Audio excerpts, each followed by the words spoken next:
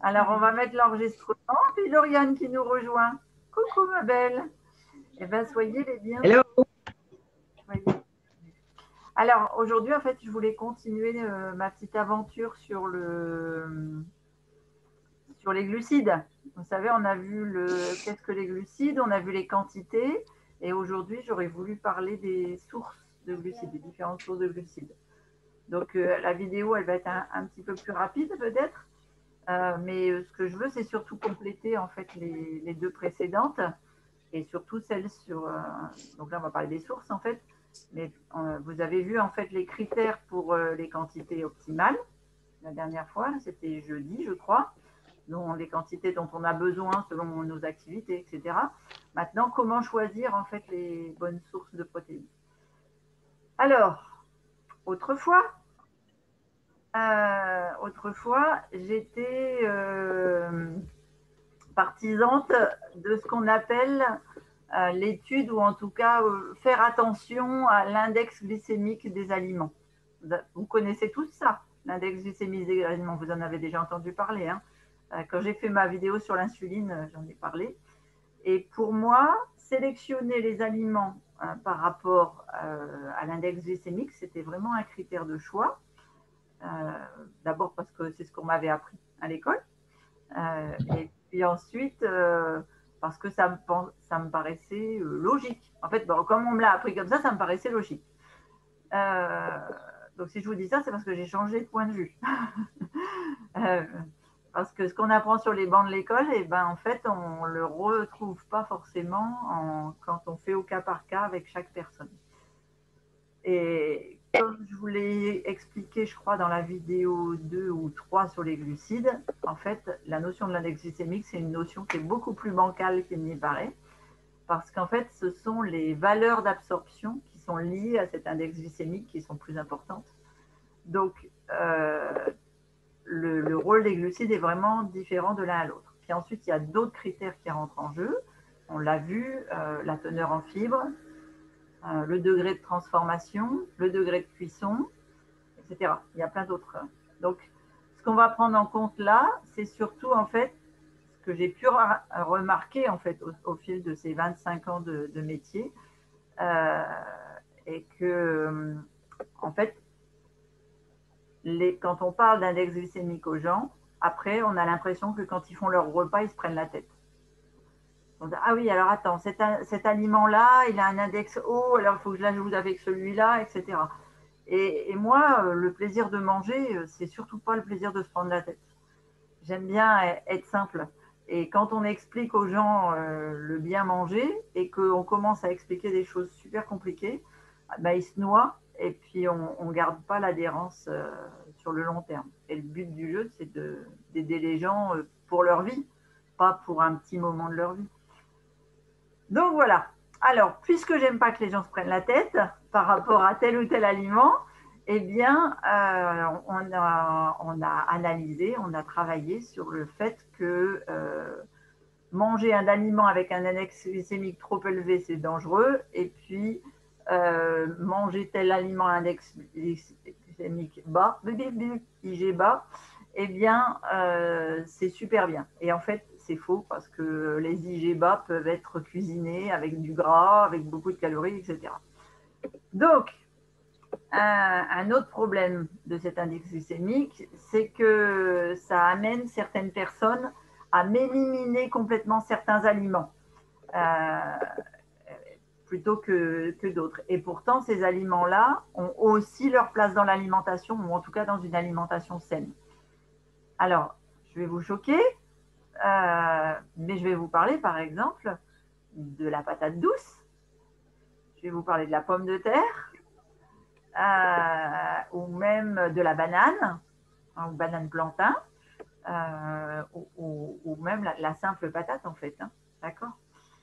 Alors oui, vous m'avez bien entendu parler, j'ai bien dit la patate, la pomme de terre. Vous savez que c'est quelque chose que je ne mange pas, ou vraiment de façon très exceptionnelle. Et la pomme de terre a eu très longtemps mauvaise presse, en tout cas depuis les années des régimes à index glycémique faible. Et puis vous avez bien entendu de ma propre bouche, donc je confirme, la pomme de terre peut être bonne pour la santé. Donc, je faisais partie des personnes qui ont éliminé complètement la pomme de terre. Et puis finalement, en fait, quand on regarde froidement et je dirais avec des yeux scientifiques, la pomme de terre cuite, eh bien, ça peut être un bon aliment. Alors certes, il est riche en glucides. Là-dessus, vous ne me ferez pas revenir sur cette idée-là. Mais la pomme de terre est aussi riche en minéraux, comme par exemple le potassium et le sélénium, dont les autres légumes sont dépourvus. Alors, je ne vais pas mettre la pomme de terre dans la catégorie légumes, d'accord? Je vais mettre la pomme de terre dans la catégorie des légumineuses. Non, pas des légumineuses, des tubercules, comme la patate douce, comme l'igname, d'accord? Juste un petit rappel de l'histoire en France. Dans les années 1900, on mangeait encore 1 kg de pommes de terre par jour par habitant. Juste pour vous donner une petite idée. On est descendu à moins de 500 grammes, sachant qu'il y a des gens qui n'en mangent pas du tout. Moi, j'en ai fait partie. D'accord? Et en fait, le problème lié à l'obésité, au surpoids, vient pas de la pomme de terre elle-même, en fait, mais elle vient de sa transformation et de ce qu'on fait, en fait, de la pomme de terre. Si on en fait des frites, si on en fait des chips, si on en fait des flocons pour faire des purées, etc. Donc, il faut avouer que ce n'est pas la faute de la patate. Hein. Elle n'y est pour rien, la pauvre pomme de terre. Elle n'a rien demandé à personne. Hein. Mais c'est plutôt, en fait, notre évolution moderne, en fait, nos modes de transformation, de cuisson, et puis tout ce qu'on va ajouter dessus, hein, le sel, le gras, etc. Je ne sais pas si vous vous rappelez de la vidéo que j'avais fait sur le cerveau. J'avais dit la pomme de terre nature, ou cuite à la vapeur ou au four, elle n'a aucune incidence sur la santé. Par contre, elle n'a pas tellement de goût. Et par contre, elle va être très, très rassasiante, ce qui est intéressant dans un programme perte de poids. Mais on va avoir tendance à ajouter du beurre, du sel, des agréments, etc. par-dessus. Et là, eh bien, en fait, ça va devenir une pomme de terre écrasée, donc beaucoup plus riche en dégagement de sucre, de glucides. Et elle va devenir très palatable au niveau du goût. Ce qui fait que qu'est-ce qu'on va faire? Plus vous avez un aliment palatable au niveau du goût, plus le cerveau il dit c'est super bon. Pas bon pour le corps, hein, mais c'est super bon au goût. Et donc on en mange plus. Là où on va manger 4 pommes de terre à l'eau sur un repas, eh bien si on l'écrase en purée, qu'on y ajoute de la crème ou du beurre ou des choses comme ça, et qu'on du sel, voyez, eh bien on va en manger jusqu'à 5, 6, 7, 8 peut-être, selon les appétits, parce que ça va donner faim. Alors, c'est plus facile donc d'en manger plus quand c'est transformé. Donc là, je vais dire qu'il y a 2 critères en fait qui vont être très importants à mes yeux en tout cas. J'aimerais bien que ça le devienne aussi pour vous. C'est le degré de transformation et la richesse en micronutriments de ces glucides. Donc, je mets de côté le sujet des intolérances alimentaires, comme par exemple le gluten. Hein, on en reparlera bien sûr plus tard. Je ferai une vidéo là-dessus. Mais si je parle par exemple du degré de transformation, donc si on met de côté l'ultra transformation industrielle, mais qu'on prend juste la transformation au sein de notre aliment brut dans notre assiette. Donc là, je vais faire 2 distinctions, surtout au niveau des céréales, entre le grain entier et les farines, puisque la farine, en fait, elle rend les grains et les céréales beaucoup plus rapidement digestibles. Donc c'est comme quand on transforme notre patate en frite ou en purée, en fait, hein, d'accord? Ça aurait, alors en plus, ça va avoir une influence négative au niveau du microbiote. Et donc c'est pour ça que d'un point de vue global, c'est toujours préférable de manger l'aliment dans son entier. Donc par exemple, si on parle des céréales, les grains entiers plutôt que la farine. Ça ne veut pas dire que c'est interdit. Ça ne veut pas dire non plus que vous ne pouvez pas en manger, pas de pain, pas de gâteau, de faire des gâteaux de temps en temps ou des choses comme ça. Mais proportionnellement, il faut que le gros de vos calories sur la journée soit plutôt issu des céréales qui doivent venir donc des grains entiers, d'accord, avant les farines et le degré de transformation en cuisine, d'accord. Je vais faire aussi référence peut-être au degré de raffinage des céréales. Le raffinage, c'est donc les céréales dont on enlève l'enveloppe. Donc là, c'est simple en fait. Préférer, autant se faire que se peut, hein, bien sûr, évidemment, les céréales complètes que les céréales dont on a enlevé l'enveloppe. C'est-à-dire, vaut mieux une farine complète qu'une farine blanche si on doit faire un choix. Deuxième aspect. Alors, je vais refaire un point quand même sur ces céréales parce que je suppose que vous avez déjà vu dans les rayons ce qu'ils appellent du blé, qui pourrait être une céréale entière parce qu'on voit bien le grain de blé, mais qui en fait n'est pas un grain de blé, mais un blé sans enveloppe. Vous savez, là, il y a une marque qui est notamment connue à ce niveau-là, c'est Ebly. Ça vous parle? Oui. Que vous connaissez? Oui. Oui. Alors, Oui. voilà. Donc ça, en fait, c'est fait pour faire croire aux gens qu'ils mangent des céréales complètes, alors que ce n'est pas du tout des céréales complètes, ce sont des céréales dont on a enlevé l'enveloppe. Donc c'est comme si on avait fait farine raffinée, en fait. D'accord? Sauf que ce n'est pas de la farine, c'est toujours sous forme de graines. Mais on a enlevé toutes les fibres et les nutriments. Alors, en parlant des nutriments, donc je vous ai dit que mon deuxième critère de choix, quand vous choisissez une glucide, ça doit être la richesse en micronutriments. Eh bien, là, c'est simple en fait. Plus vous allez varier votre alimentation, donc je parle en termes de couleur, et donc préférez, quand vous avez le choix, des aliments colorés plutôt que des aliments blancs. Alors, je vais m'expliquer. Par exemple, les végétaux qui viennent de pigments, enfin qui possèdent des pigments, donc des micronutriments, possèdent ce qu'on appelle des antioxydants. Et là, les plus forts pigments sont notamment les aliments violets. Donc ça, vous pouvez le mémoriser dans votre tête, violet et rouge. Eh bien, donc par exemple, on parlait tout à l'heure de la patate douce. Eh bien, alors je sais très bien que c'est un peu rare et quand vous tombez dessus, mais sautez dessus, mais parce que c'est pas facile d'en trouver. Mais essayez la patate douce violette. Pareil pour les pommes de terre, on trouve aussi ce qu'on appelle des vitelottes, la pomme de terre violette. Et puis c'est bon aussi pour les céréales ou bien les substituts de céréales. Par exemple, je pense au riz, le riz noir, le riz violet, le riz trois couleurs, le riz rouge. Bref, vous avez le droit au riz blanc, bien sûr, mais préférez peut-être le riz basmati puisque c'est le plus complet. Donc, en fait, en gros, essayez de varier vos couleurs parce que vous allez varier vos nutriments. Maintenant, si on observe une teneur en glucides différente selon l'aliment et selon sa couleur, sachez que le glucide va être effectivement moins important quand le pigment couleur va être plus riche. Alors, qu'est-ce que ça donne? Je vais vous montrer, je vais vous partager. Écran partagé. Voilà. Vous allez me dire si vous voyez mon tableau. D'accord? Alors. Hop là. Est-ce que vous voyez mon tableau avec la teneur en glucides des légumes? Ouais. Oui. Super. Alors, ce que je vous propose, c'est peut-être de screen les photos, parce que j'aurai peut-être pas d'autres occasions d'en parler, mais on va regarder vite fait ce que ça donne, en fait. D'accord? Donc là, je vous montre en fait des tableaux. Donc, vous pouvez vous en servir, bien sûr, hein, mais on va rapidement passer dessus parce que je ne veux pas que vous focalisiez votre cerveau là-dessus. Donc, pour les légumes, vous pouvez observer qu'ils sont très pauvres en glucides. Ensuite, si je descends, hop là, voilà, vous avez le tableau des fruits.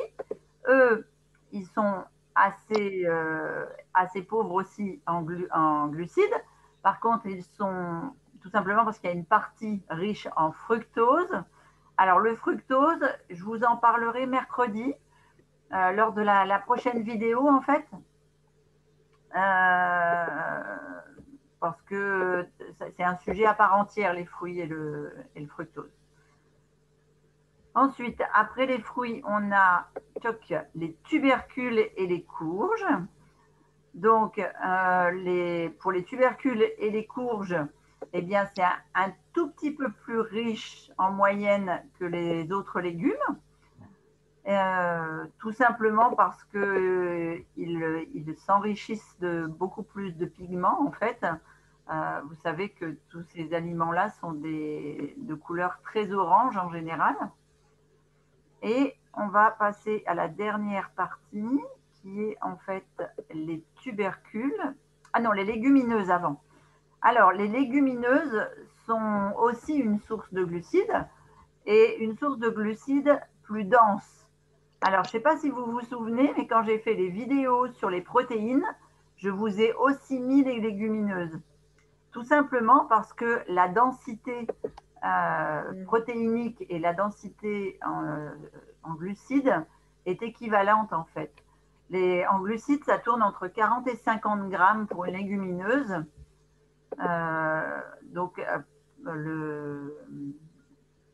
le taux calorique va forcément monter puisque la glucide, 1 gramme de glucides équivaut à 4 calories. Mais vous allez voir que en fait, il est lentement assimilable parce qu'il est très très riche en fibres et aussi parce qu'il est très très riche en protéines.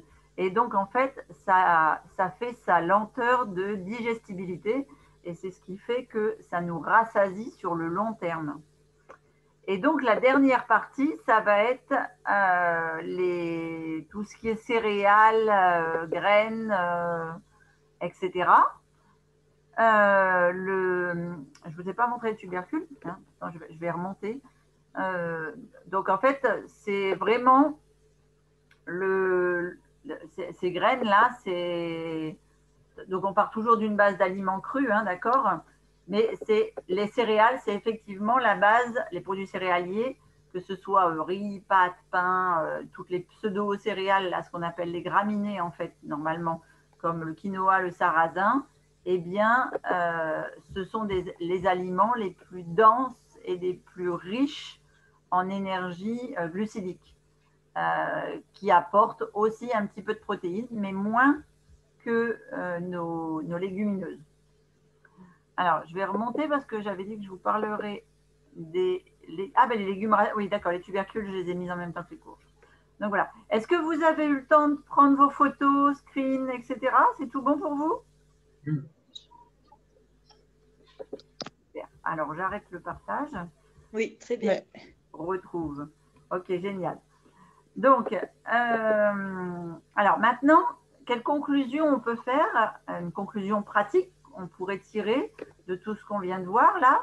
Donc, premièrement, les légumes tubercules vont être une source de glucides et de calories, mais assez faible finalement, tout en étant très riches en fibres et micronutriments. Donc, vous pouvez vraiment y aller à fond sur ces aliments parce que ce sont, en fait, c'est toutes les familles d'aliments dont on peut, je vais pas trop dire ça, mais je vais dire, on peut les consommer sans limite.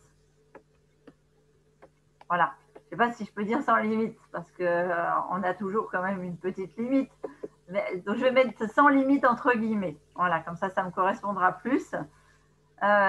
Tout simplement parce que ça va être totalement assimilé grâce aux fibres et aux micronutriments, notamment. Donc, pourquoi est-ce qu'on peut consommer cette famille d'aliments à volonté, entre guillemets? Tout simplement parce que je pense que vous avez conscience maintenant qu'on ne peut pas manger à l'infini, manger tout court. D'accord? On ne va pas manger sans limite. Donc, simplement, si vous écoutez votre faim, eh bien, vous en consommerez de manière normale. Pareil, je vais mettre des guillemets parce qu'il n'y a pas de normalité pour tout un chacun, mais en tout cas convenable et ça va aller jouer sur votre satiété. Et donc, c'est vraiment votre faim qui va vous arrêter parce que ce sont des aliments très riches nutritionnellement dans plein de domaines.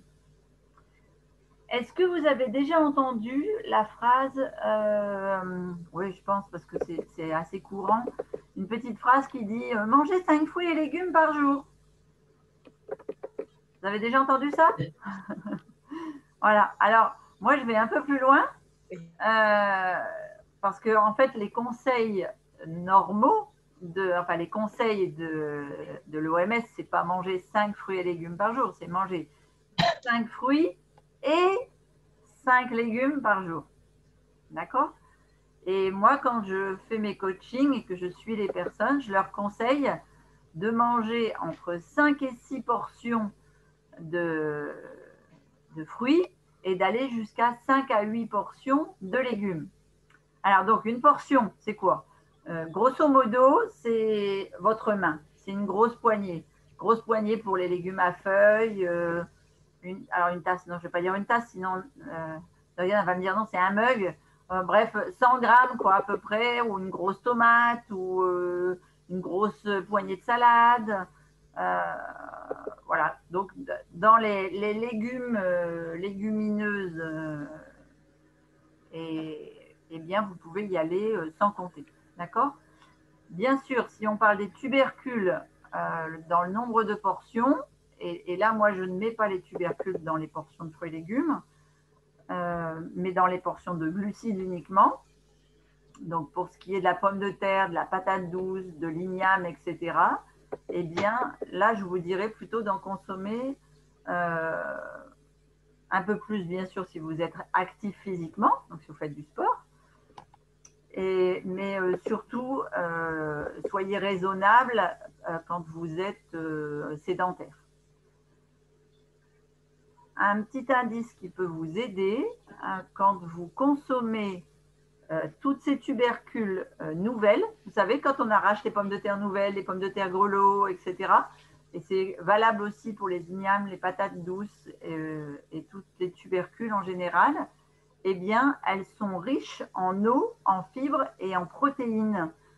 Donc, elles ont beaucoup plus de vertus nutritionnelles et elles contiennent 2 fois moins de glucides que quand elles sont vieillissantes ou en conservation dans des tonneaux, tout simplement. Dans des tonneaux, dans des caisses ou pour l'hiver, quoi, quand on fait la récolte tardivement. Où là, elles vont se charger en glucides. Ça va vraiment, la différence, elle va vraiment du simple au double. Donc, si je reviens à mes quantités, on va dire entre 0 et 2 portions par jour pour les sédentaires, à condition que vous ne comptiez pas, bien sûr, le pain dans l'alimentation des tubercules, d'accord? Enfin, que vous incluez les glucides en tout, et entre 3 et 5 portions pour les sportifs. Alors, je sais, la fourchette est un peu large, mais en gros, 300 grammes de patates douces, par exemple, va bien sûr compter comme 3 portions, quoi. Alors, après, il y a les glucides des fibres, des fruits, mais là, je vais vous dire rendez-vous vendredi. Donc, je vous parlerai, mercredi, je vous parlerai du fructose.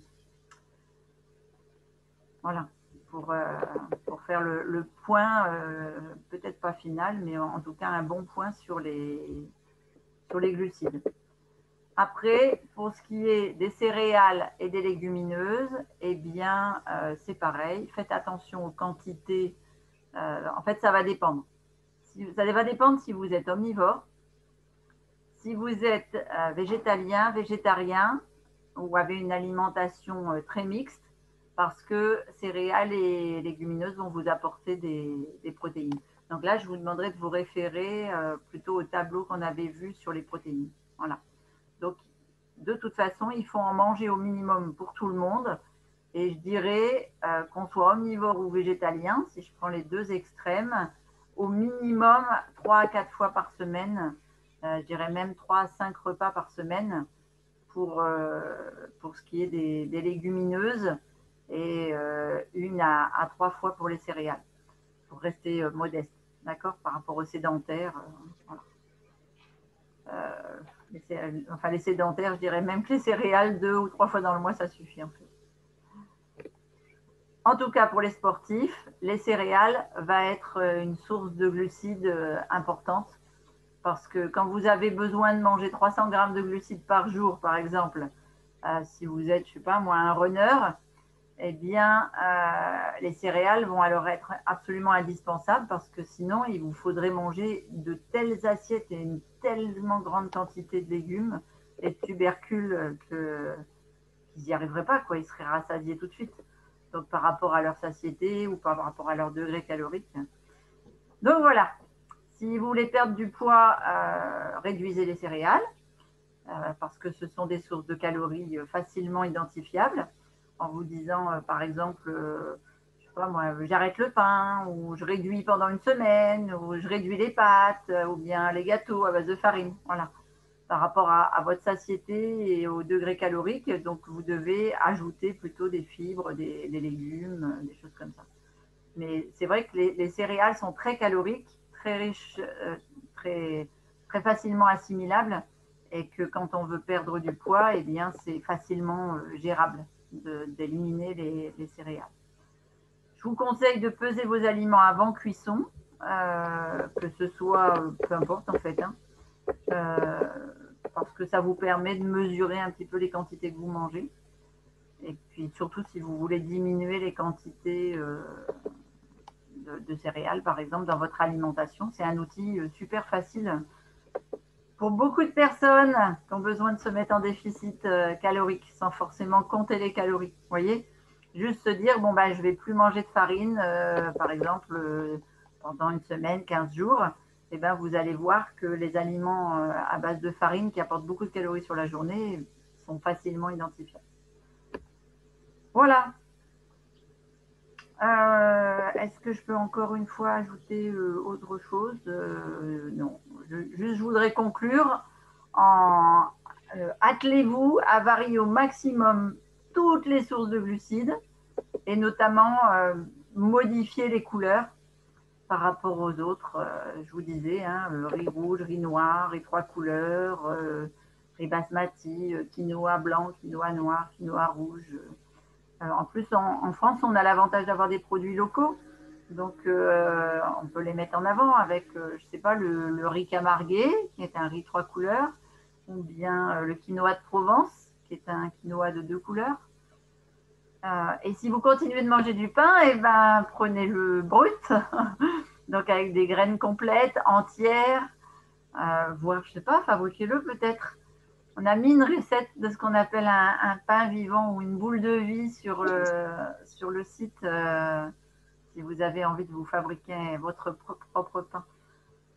Voilà, et puis varier selon les semaines, selon les mois, préparer avec, je sais pas, un levain naturel ou un mélange de céréales ou avec une variété de blé ancien comme du petit épeautre par exemple, ou encore qu'est-ce qui existe encore comme pain du seigle, par exemple, du sarrasin. Voilà. Donc, c'est toujours avec des graines et avec des farines complètes pour le rendre le plus nutritif possible. Voilà, voilà. J'espère que le sujet a été assez clair pour vous. Vous êtes libre de me poser toutes les questions qui vous restent, soit sous la vidéo, soit là en direct, puisque vous êtes avec moi. J'ai une question, Christine. Vas-y, je t'écoute. J'ai une petite question. Christine, tu as dit que quand on écrase la pomme de terre, elle est plus riche en glucides. Et du coup, c'est l'inverse de la banane. La banane, quand on l'écrase, elle se transforme en protéines. Et la pomme de terre, non? Alors non, non, le taux glucidique de la pomme de terre ne va pas être modifié en l'écrasant, mais par contre, quand tu l'écrases, tu as envie d'y ajouter une noix de beurre ou un peu de sauce, une pointe de crème fraîche ou un peu de sel, ou des choses comme ça. Et c'est cet ajout-là qui va faire que tu vas, par exemple, si tu ajoutes un corps gras, quand tu vas associer le corps gras aux glucides, il va être beaucoup plus calorique au niveau de la digestion et il va ralentir la digestibilité, le risque en graisse. Comment? D'accord. Ça répond à ta question? Très bien. Ça répond bien. Moi, j'ai une question aussi, Christine. J'avais fait des recherches sur le riz rouge et le riz noir. Ouais. Et j'avais pas trouvé le même index glucidique justement entre les deux. Ouais. J'avais pas trouvé le même taux de glucides par contre entre les deux. Le riz noir avait plus de glucides et dans ton tableau c'est la même chose. Et moi j'avais trouvé que le riz rouge avait moins de glucides que le riz noir. Je suis allée sur plusieurs sites et justement j'avais une différence entre les deux et je comprenais pas pourquoi. Et toi tu as la même chose. Alors, tout Et j'ai simplement fait parce plusieurs que sites. c'est le taux de fibres et le taux de protéines qui va faire descendre ou monter l'index glycémique. D'accord, parce que moi, les bases de tableau que j'ai vues, j'étais plutôt dans les 30 grammes sur le riz rouge et effectivement dans les 70 grammes dans le riz noir. Ah, carrément, un énorme Et c'est ça palier que comme je ça? trouve. Et oui, ouais. Ouais, justement, c'est pour ça que j'avais fait plusieurs sites différents parce que je ne D'accord. comprenais pas. Et j'ai dû faire au moins 5 ou 6 sites différents au moins. Et je ne comprenais pas cette différence. Je me dis, mais pourquoi est-ce qu'il y a autant de différences de glucides de l'un à l'autre? Alors, c'est toujours lié au nombre c'est toujours lié au nombre de fibres et au nombre de protéines. Mais moi, j'ai pas une si grosse différence que ça. Ah, moi, Alors, j'arrivais à plus de 30 grammes d'écart. ouais. Moi, je me sers toujours des bases de données des tableaux de SICAL.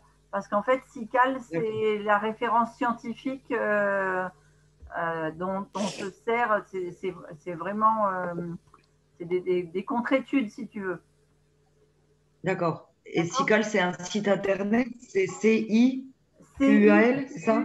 J'ai vu CIQAL. tout à l'heure. C'est pas un site internet, c'est la base d'études de données de l'OMS, mais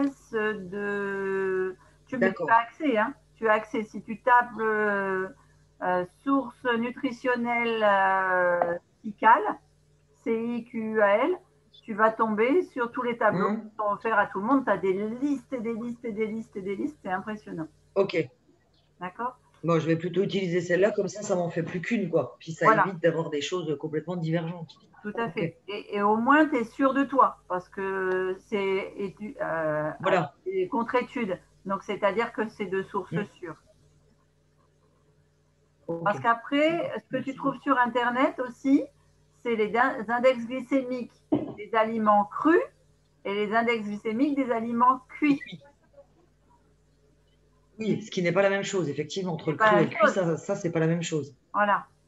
Parce que tu vas, par exemple, je vais prendre mon riz rouge qui est à 70, donc qui est en indice glycémique Oui. faible à modéré. Je vais le faire cuire pour en faire, par exemple, un gâteau de riz, donc très très longtemps, jusqu'à ce qu'il se démonte complètement. Tu vas monter à des 120, 130. Tu comprends? D'accord. Oui, c'est ça, parce que de manière, plus tu le cuis longtemps, plus le glucide augmente. Voilà. Parce qu'en fait, C'est tu ça? détruis la fibre. D'accord. Ça marche? Et c'est pour ça que je disais, ne vous fiez pas trop à ces index glycémiques qui finalement ne doivent pas régir votre alimentation. Ayez une alimentation le plus variée possible et le plus colorée possible. C'est comme ça que vous faites vos choix par rapport aux couleurs et aux variations. Mangez pas Et le trop moins transformé possible. quand c'est possible, oui, bien sûr. Et la moins transformée possible. Voilà. Et la moins transformée possible. Tout à fait.